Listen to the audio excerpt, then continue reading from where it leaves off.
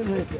যদি আল্লাহ তোমাদের আমাদের সকলের প্রচেষ্টায় আমাদেরকে সুযোগ দেয়, আমরা অবশ্যই অবশ্যই ইনশাআল্লাহ মাঠ করে দেব।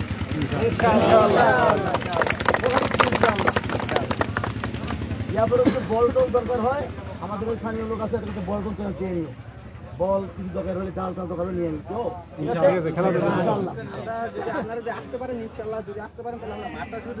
আমি বাঁচিয়ে রাখে, আমি কথা দিচ্ছি সবার সামনে, আর তো মরে দেয় না না যেমন ইনশাআল্লাহ খেলাধুলার কোনো বিকল্প নাই।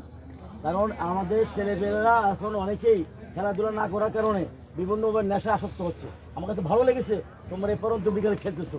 সুস্থ দেহে সুস্থ মন, খেলাধুলার প্রয়োজন, রাইট? কেমন? সুতরাং খেলাধুলার কোনো বিকল্প নেই। আর খেলাধুলার মাধ্যমেই এক গ্রাম আরেক গ্রামের সাথে, এক উপজেলা আরেক উপজেলার সাথে, এক দেশ আরেক দেশের সাথে সম্পর্ক উন্নয়ন হয়। খেলাধুলার মাধ্যমে নিয়মানুগত শিক্ষা হয়, আনুগত্য হয়, শৃঙ্খলা হয়। আর খেলাধুলার মাধ্যমে একে অপরের প্রতি মহব্বত বাড়ে। ঠিক আছে? আমরা তোমাদেরকে অ্যাপ্রিশিয়েট করি, তোমাদেরকে ধন্যবাদ জানাই। আমি দোয়া চাই তোমাদের মাধ্যমে, তোমাদের আব্বা আম্মার কাছে আমি দোয়া চাই। আবারও বললাম, যদি আল্লাহ তৌফিক দেয় আমরা আসি, মাফ করে দেবো ইনশাআল্লাহ। আল্লাহ তৌফিক দেয় ইনশাআল্লাহ। আসসালামু আলাইকুম ওয়া রাহমাতুল্লাহ।